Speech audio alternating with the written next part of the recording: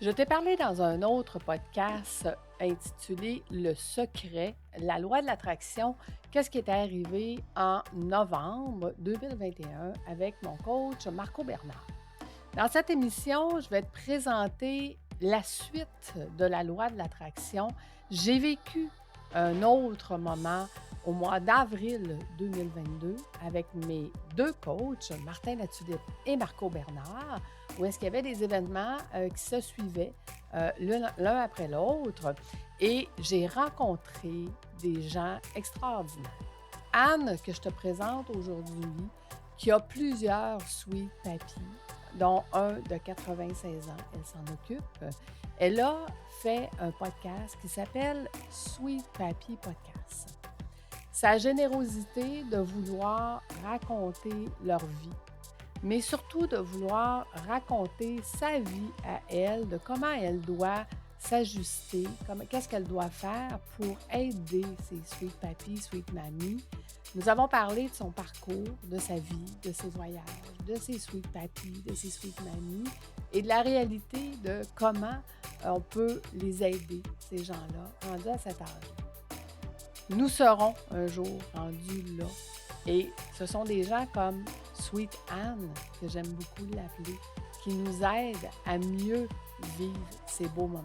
Donc, je t'invite à découvrir cette femme merveilleuse que j'adore de cœur, même si ça ne fait pas très longtemps que je la connais. Je te laisse à cette entrevue et j'espère que, comme moi, tu vas l'aimer. Merci d'être là. Dans un monde où tout va beaucoup trop vite, où tu n'as jamais le temps, ni pour toi, ni pour ceux que tu aimes. On nous fait croire que c'est ça la vie, qu'il faut travailler dur, il faut travailler fort. Tu te sens seul, impuissant, et tu trouves ça difficile parfois d'avancer. Tu penses même vendre ou fermer ton entreprise. En pleine croissance, tu aimerais revenir plus petit, moins d'employés, moins de charge mentale. Stop! Il est temps de changer ta vie, de reconnecter avec ta zone de génie, celle qui t'a poussé à partir ton entreprise. Il faut faire de nouveaux choix et développer de nouvelles compétences. Pour toi, ta famille, tes employés, deviens chef d'entreprise qui, comme moi, aime la liberté, aime voyager. Tous ensemble, nous allons y arriver. Je m'appelle Lucie Bouchard. Ce podcast est commandité par l'Académie de l'éclosion et voyageréductible.com. Je suis à partir de maintenant ta manager qui t'amènera vers cette nouvelle liberté. Si tu aimes ce podcast, je t'invite à le partager à quelqu'un qui, comme toi, est en manque de temps. Quelle décision vas-tu prendre aujourd'hui pour changer ta vie? Laisse-moi un commentaire pour qu'ensemble, on puisse y arriver. Merci de faire partie de mon univers. Bonjour Anne, comment vas-tu? Eh bien, je vais très bien, ma Lucie. Je te remercie de m'inviter dans ton podcast et j'espère voyager avec toi Écoute, c'est aujourd'hui. un grand plaisir de te recevoir. Pour nos auditeurs, Anne est une femme, mais d'une douceur, mais qui a quand même une main de fer, mais ça paraît pas. Anne, C'est Anne, vrai. elle a un superbe podcast qui s'appelle Sweet Papi Podcast. On va en parler un petit peu plus tard parce que je veux que tu nous racontes d'où c'est parti ça, Anne, ce projet-là. Mais d'abord, parle-nous, quel a été ton plus beau voyage à vie? Dis-moi.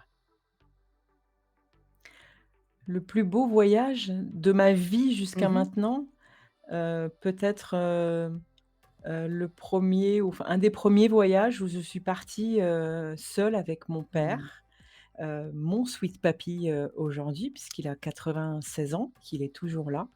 Et mon sweet papy, qui s'appelle Roger, était, commandant de bord à Air France, Mmh. et donc j'ai eu l'opportunité jusqu'à mes 26 ans de pouvoir voyager, gratuitement et de partir très souvent en voyage, et donc quelquefois en famille, tous ensemble, et puis parfois seule. Et donc une fois, je suis partie, seule avec lui. Il m'a emmenée et c'était vraiment un voyage, agréable entre père et Mmh. fille et heu et c'était vraiment quelque chose de sympathique, de gentil, de doux, et moi j'étais très, très fière parce qu'imaginez, monter dans l'avion avec le Mmh. captain, habillé en uniforme, ça c'était quelque chose de fantastique pour moi. J'ai toujours adoré ça et j'ai toujours été très fière de ça. Tout à fait. Et où est-ce que vous êtes allés que tu te souviens le plus? Alors en famille, le plus beau voyage qu'on ait fait à mon avis, c'est Rio. On est partis à Rio ensemble, hein, et on est partis toute la famille. J'étais petite et c'était vraiment quelque chose, un autre monde. Mais on en a fait d'autres. On est partis, à l'île de la Réunion, on est partis, on avait la particularité, comme on payait pas l'avion, de partir souvent au club Mmh. Méditerranée, l'été. Et donc on est partis dans des endroits fantastiques, très sympas et à chaque fois, il venait nous rejoindre. On n'y était pas forcément en même temps que lui, mais c'était un des rares moments où on pouvait être avec lui parce que quand on est, pilote et qu'on voyage, Mmh. énormément, on n'est pas tellement en famille, on n'est pas tout le temps en famille, ce sont pas les mêmes vacances. Mais franchement, oui, je crois que c'est Rio qui m'a le plus, interpellée et puis le deuxième plus important aussi, c'est peut-être, Los Angeles, parce qu'en même temps, on allait voir, Disneyland. Ça existait même pas, en France, hein, voilà. Non, ça c'était des beaux voyages, hein et c'était toujours agréable de partir avec lui. Donc voilà, pour moi, c'est quelque chose de très important c'est rare de pouvoir partager le métier de nos Oui, parents, tout à justement. fait. Mmh. D'être, parce que quand tu as tes parents qui travaillent dans un bureau, bon, tu passes dans le bureau éventuellement, mais tu partages pas. Là, j'avais le droit d'être dans le cockpit. À l'époque, il y avait pas eu tous les Mmh. attentats, donc tu pouvais rentrer dans le cockpit, j'étais, derrière son fauteuil et alors c'était pas un commandant très très cool, donc j'avais pas le droit de Oups! parler, j'avais rien le droit de dire, voilà. Mais c'était très, très Et qu'est-ce agréable. que tu te souviens de Rio? C'est quoi l'image qui te vient quand tu penses à Rio? Alors c'est pas une Mmh. image, c'est une odeur. Oh! Et c'est quoi cette odeur?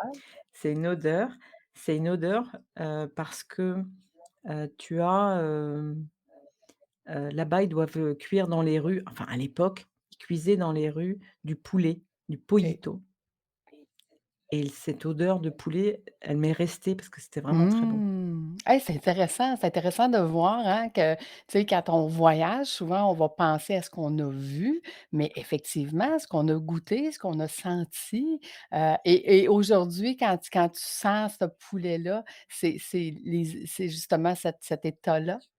Tu peux pas le sentir parce qu'il y a qu'à Rio que Ah tu as oui, cette tu peux même odeur-là. pas reproduire ce plat-là chez toi? Non, donc c'est un souvenir Ah! d'odeur. C'est ça qui est étrange et une année, on est partis à l'île Mmh. Maurice aussi et à l'île Maurice, mes parents ont voulu absolument qu'on aille au Mmh. marché.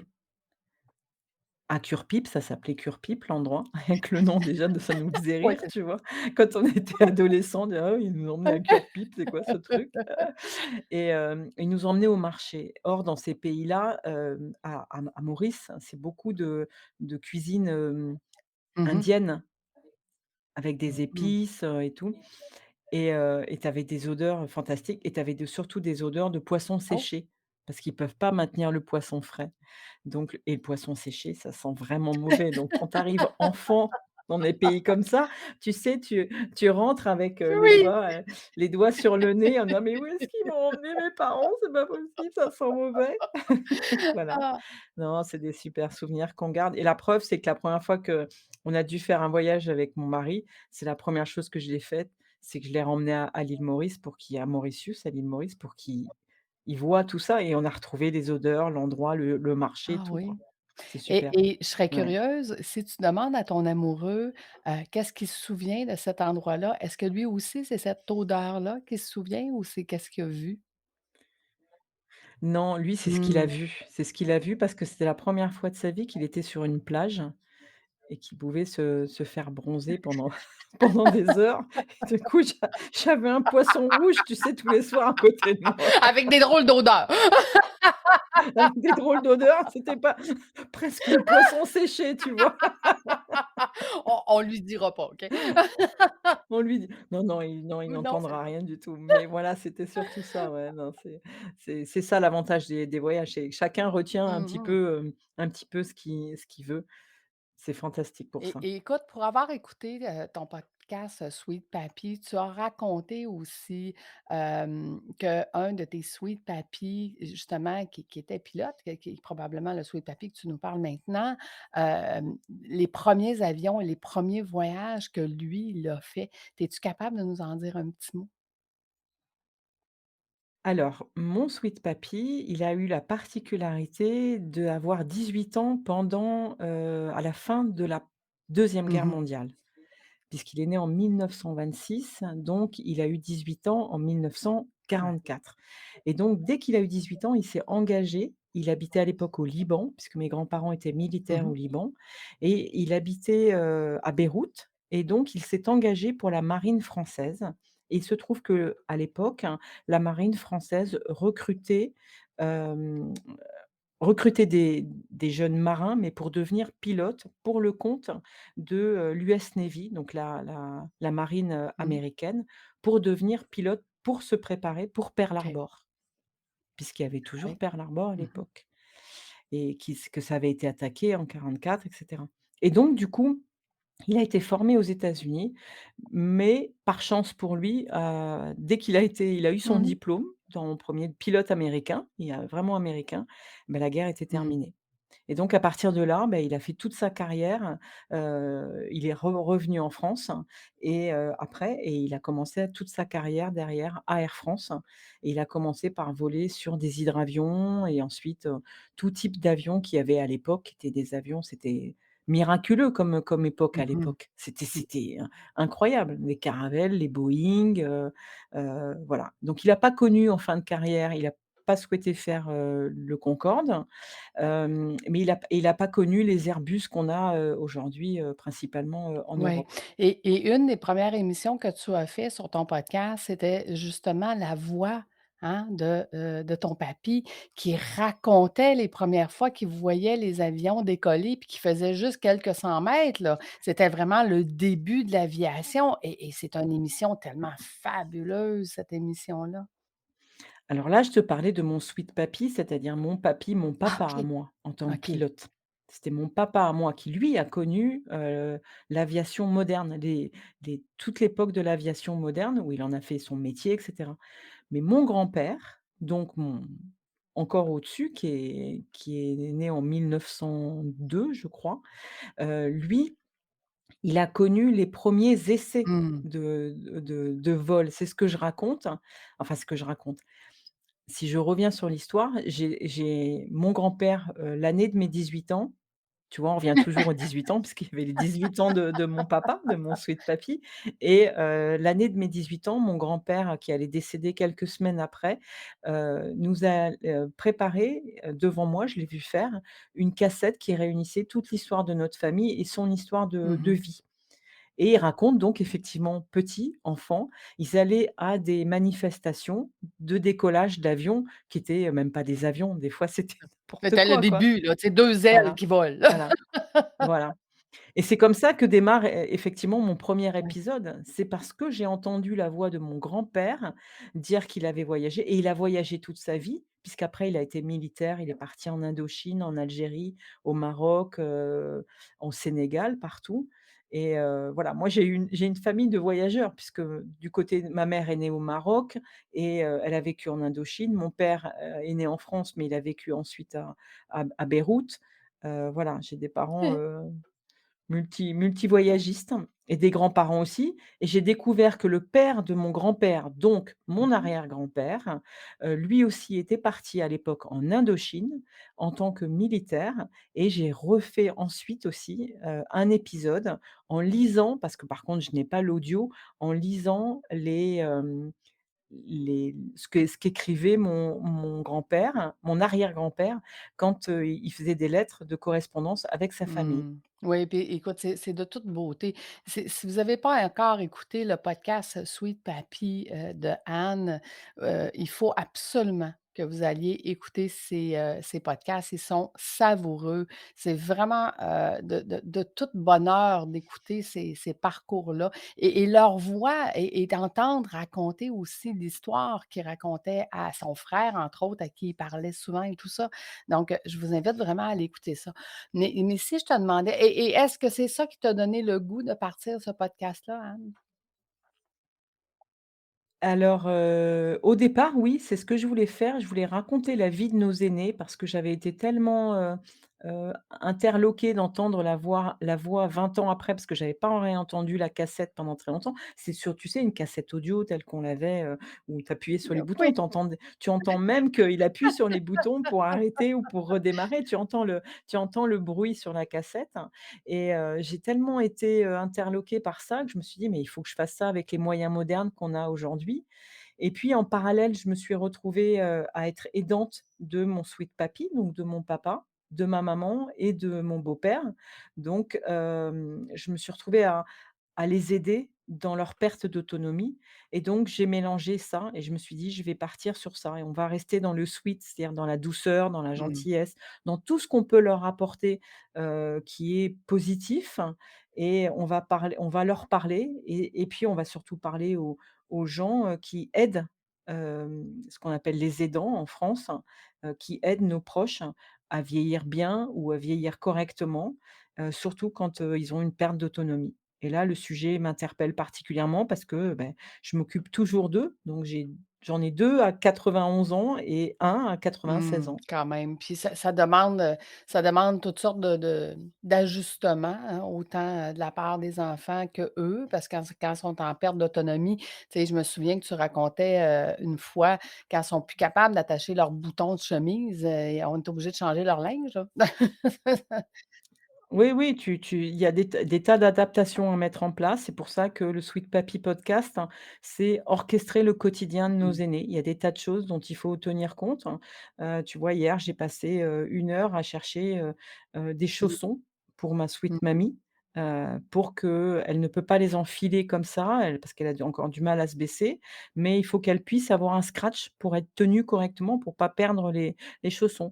Donc ce sont des réflexions, totalement différentes que tu peux avoir, sur des tas de choses comme par exemple, tu peux pas leur mettre en main aujourd'hui un couteau. Ils peuvent pas avec une fourchette et un couteau, des gestes simples, couper la viande. Donc tu réfléchis la Mmh. nourriture, tu réfléchis les outils. Mais c'est pas pour autant que tu peux pas le faire, dans la bonne humeur ou, voilà. Moi, j'ai trouvé une fourchette spéciale assez creuse et avec plein de petits dessins dessus, donc ils aiment bien prendre cette fourchette-là. Bon, voilà, il faut arriver à trouver les choses, du bon côté le plus gai possible parce qu'il y a pas de raison, qu'ils finissent cette partie de vie en étant, complètement, enfermés. C'est déjà suffisamment difficile pour eux et puis surtout, c'est difficile, et aussi, c'est pas surtout, mais aussi c'est difficile pour nous. Donc continuer à les faire voyager, c'était aussi, un de mes buts, tu vois? La dernière fois que j'ai été voir mon sweet papy, je lui ai montré nos films Super Mmh. 8 parce que mes parents filmaient énormément de choses, qu'on se regardait souvent les week-ends et on a retrouvé le film justement de notre arrivée à Los Angeles, à Mmh. Disneyland et où tu me vois, tu sais, sur les soucoupes à l'époque à Disneyland, à l'entrée, tu avais les soucoupes où tu Oui. rentrais dedans et tu me vois avec mes frères rentrer dans les soucoupes et ça tournait tellement que quand c'était fini et qu'on descendait de la soucoupe, on était Oui, tous, oui, «Ouh!» oui. Voilà, mais ça existait pas Disneyland en France. C'était un truc, moi je rentrais à l'école après dans mon petit village en France et je disais que j'avais été à Disneyland et je décrivais ce que j'avais vu, ce que j'avais fait et tout et les autres, les élèves, mes copains, mes copines, ils pouvaient pas me Mmh. croire, hein. C'était pas possible, c'était un monde, aujourd'hui tout le monde part à l'autre bout du monde, tout le monde voit des Ouais. films, tout le monde, à l'époque nos films, je suis désolée, mais les films, ils étaient en noir et blanc, moi, quand j'étais Mmh. petite. Il y avait 2 chaînes en France et les films, ils étaient en noir Et et des blanc. fois, on oublie, hein, à quelle vitesse, la vie a changé et à quelle vitesse on a dû s'adapter. Mais nous, on s'est adaptés, mais nos parents et nos grands-parents aussi. Tu sais, ton sweet papy qui racontait qu'il y avait pas d'électricité quand lui a commencé sa vie de famille. Puis, tu sais, il a vu l'électricité arriver, il a vu la télévision arriver, il a vu les avions arriver, il a vu donc, tu sais, ces changements-là sur la dernière, décennie, tu sais, derniers 100 ans. C'est énorme le pas de géant qu'on a fait. Puis tu as raison de dire, tu sais, aujourd'hui, on embarque d'un avion, on se ramasse à l'autre bout du monde 12 heures après, puis on trouve ça normal. Mais non, c'est Non, extraordinaire! non, du tout, du tout. Moi, quand je vois que mon sweet papy qui est donc mon papa qui est né en 1926, donc il y avait même pas les antibiotiques, il y avait enfin des tas de choses. Quand j'en parle avec ma sweet mamie et qu'elle a été blessée, elle, pendant la guerre, parce qu'elle s'est coupée sur une boîte, abîmée, il y avait pas les antibiotiques, il y avait rien pour la soigner. Les parents avaient plus qu'à prier pour que Mmh, leurs enfants, ne meurent pas quand il leur arrive quelque chose. Aujourd'hui, ça nous paraît normal d'aller chercher tout de mmh, suite un médicament et 5 minutes après, c'est terminé. Mais eux, ils ont connu tellement de choses, mais tellement de choses. Ils ont connu la télévision, ils ont connu plein de choses et tu vois, mon sweet papy, je lui ai offert pour ses qua on lui a offert pour ses 80 ans un mmh ordinateur. mh. Mais 6 mois après, il savait se servir d'un Ouais, ordinateur ouais, et là, tu te dis: «Mais c'est incroyable!» Ils ont connu des trucs ouais. fantastiques et tu te dis à ce moment-là, te est-ce que si tu les avais mis même dans une entreprise en leur disant: «Mais demain, vous devenez manager», je pense qu'ils auraient eu encore plus de capacités peut-être que nous. Nous, on les a appris à l'école à devenir Mmh. manager, on a fait des Ouais, formations.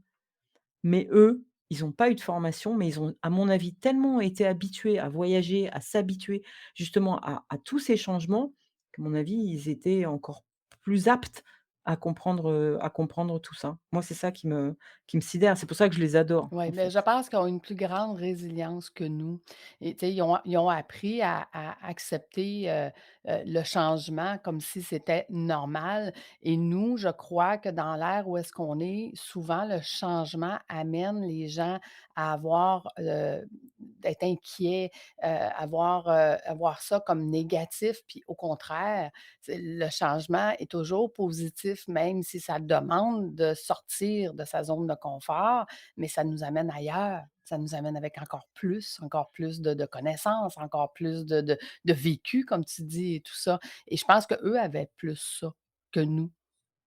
Oui, mais parce qu'ils ont été un peu dans l'obligation Ouais. pour survivre. Ils ont appris à survivre, ce que nous, on n'a pas fait. Nous, on a été presque des enfants Ah non, gâtés, très hein, gâtés, quelque on va part. se le dire. Très, très gâtés, on a été très gâtés et c'est vrai que quand j'ai dû trouver ma propre, perception de la façon dont j'allais travailler en entreprise, devenir un manager et de quelle manière ça me plairait de le faire malgré, toutes ces difficultés qui pouvaient arriver quand tu tu à l'extérieur, j'ai choisi de partir vers l'export, justement parce que ça me Mmh faisait mh. voyager, ça me faisait rencontrer d'autres personnes, ça me faisait réfléchir Mmh. autrement, ça me faisait parler des langues étrangères, ce qui était, voilà, extraordinaire. Quand je dis que je parle 4 langues, les gens me croient pas, mais c'est vrai qu'à l'époque, i voilà, moi, c'était normal de parler ces Mmh. langues-là et quand je reviens à toi par rapport à «fais voyager ton entreprise», beh, c'est ça, c'est quand tu pars vers ce monde extraordinaire, c'est génial. C'est une richesse en tant qu'entrepreneur, tu sais, on a à développer ces capacités-là et ces nouvelles visions-là qui nous amènent après ça à dire, ben dans mon département d'innovation, voici ce que je peux faire chez nous et dans donc dans tous les départements après ça qu'on met en place effectivement. Mais revenons à toi, Anne. Quel serait le voyage de rêve que tu n'as pas fait encore et que tu aimerais faire? Ah, c'est difficile comme question. Hem, J'aurais envie de plein de choses, mais le monde est tellement difficile aujourd'hui. J'avais rêvé de partir en Égypte, Mmh. je m'étais dit: «Je le ferai plus tard», et le monde a changé. Le monde a tellement changé que, aujourd'hui, si je devais voyager, j'irais moins loin, parce que finalement, c'est souvent dans notre pays qu'on trouve aussi des choses merveilleuses, dont on ne se rend pas forcément compte. Hem, c'est pas automatiquement de prendre l'avion et de partir très Mmh. loin, mais tout dépend en fait des personnes vers lesquelles tu vas. Moi, faire un voyage en paquebot ou faire un voyage, pour aller me mettre dans un hôtel ou comme à l'époque on faisait, aller au Club Med ou tu vois? Ça Mmh. m'intéresse plus. Me mettre dans un bus avec 40 touristes, ça m'a jamais intéressé. Moi, je suis partie un peu sac à dos à chaque fois, et c'était, j'avais des contacts dans les pays. J'allais chez OK. les gens. Vivre l'immersion. Mmh. l'immersion, chez les gens, l'immersion du pays, de comprendre comment est-ce qu'ils fonctionnent et comment est-ce que nous, on pourrait, en conséquence, fonctionner Tout surtout. à fait. Par contre, pour avoir fait le voyage en Égypte qui était, le voyage extraordinaire de mon amoureux, je le souhaite à tout le monde. Je te le souhaite vraiment parce qu'on est tellement petit, être humain, à côté de ces immenses, ces immenses temples que écoute, c'est oh, ça s'explique pas, en fait. Tu sais, tu es à côté puis tu te dis: «Mais comment ils ont fait?»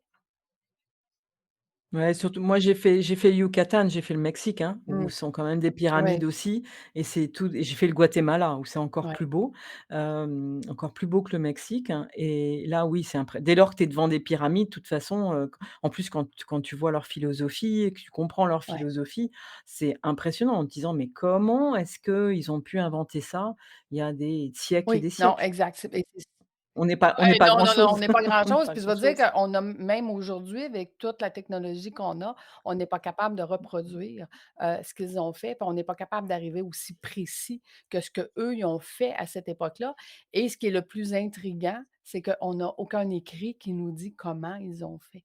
Donc notre Eh oui. imaginaire, hein, qui peut juste dire, ben, on va supposer. On va supposer. Donc c'est pour ça que c'est important que, tu sais, nos sweet papy, tu sais, puis j'ai dit à mon amoureux en fin de semaine parce que, bon, son père, va avoir 80 ans, cette année, sa mère 79, puis je lui ai suggéré, j'ai dit: «Écoute, fais-leur raconter leur histoire, mais en vocal». Tu sais, ils sont vivants, puis tu sais, on part l'enregistrement, puis c'est tellement important parce que c'est ça qui va nous rester et nous, moi, toi, on a la chance à travers nos podcasts de pouvoir raconter ces histoires-là et de pouvoir raconter une partie de notre histoire aussi. Je pense qu'on est privilégiés de pouvoir le faire. Oui, tout à fait et puis, les faire parler, c'est faire remonter, nos relations aussi avec Mmh. eux et comprendre même avec la famille quand on remonte en même les arrière-grands-parents, comprendre, hein. Moi, je suis en train de travailler sur ça. Tu le sais que j'ai un Ouais. beau projet, justement de remonter avec, sur mes grands-parents de l'autre côté, qui n'ont pas fait de cassettes, mais je suis en train de tout remonter et ça fait en plus du bien. Ça fait vraiment du bien, d'imaginer la vie qu'ils ont pu avoir, hem et de découvrir moi j'ai découvert, tu le sais, environ 80 lettres, de mes grands-parents qui datent de la Première Guerre Mmh. mondiale et tu lis la lettre et tu te dis: «Mais moi j'ai écrit la même Ouais, chose». Mais, comment est-ce qu'elle l'a vécu au moment où elle posait la plume ouais. pour écrire, entre autres à l'époque, à son fiancé? C'est un truc, bon, tout le monde n'aime pas ça, mais, moi je trouve Ah ça non, mais fantastique. Je trouve je ça, te dirais que très peu de mmh. gens, n'aiment pas ça, là, c'est sérieux, là. Je veux dire de se faire raconter l'histoire par quelqu'un de cette époque-là, c'est tellement riche en connaissances, puis en tu sais, puis en immersion quand comme on dit, hein, on est capable de s'imaginer à ce moment-là qu'est-ce qu'ils vivaient parce qu'on a vu certains films, on a vu, tu sais, quand ils nous parlent, on est en pleine guerre, on est entre 2 villes, je t'écris, tu sais, on peut s'imaginer là, parce qu'on a vu ces films-là, comment ça se passait. Donc, je trouve ça mais tellement génial. Écoute, moi, Anne, tu le sais, j'adore ton podcast, mais j'adore aussi ta façon à toi d'être si bienveillante et de la façon que tu nous transmets ces histoires-là. Puis je tiens à te le dire, tu as une façon de transmettre qui est attachante, autant envers toi qui le dit, mais envers les gens aussi que tu reçois ou les gens qu'on écoute ou tu as vraiment, beaucoup de talent. Mais les gens que j'invite, sont des gens pour lesquels, j'ai envie de voyager Mmh. avec eux. Donc je les emmène un peu sur mon chemin, mais au final, c'est leur chemin qui me décrivent aussi. Donc c'est la même chose et puis, pour revenir juste à nos sweet papy et au voyage, j'ai fait un épisode avec un petit jeune, hein, je crois qu'il doit avoir 27 ou 28 ans, qui a créé des casques, Mmh. virtuels. Il part en voyage, lui, il filme ses voyages et il va dans les maisons de retraite montrer ses films dans un casque virtuel à des sweet papy et des sweet mamie et ça leur permet, à eux de pouvoir, vivre le voyage du jeune homme. Wow! et ça, je trouve ça génial, Ah extraordinaire. génial, absolument, parce que ça leur rappelle: «Hey, moi aussi je suis allée là, moi aussi j'ai vécu ça» et les sourires que ça leur donne. Tu sais, la mémoire, et quand heureusement ils la conservent, c'est tellement enrichissant et tellement, gratifiant de les voir et tu me donnes l'idée, en fait, c'est pas à mon amoureux que je vais demander, de que ses parents racontent, leur histoire. Je vais demander à mes enfants de le faire. Oui, Mmh. ouais.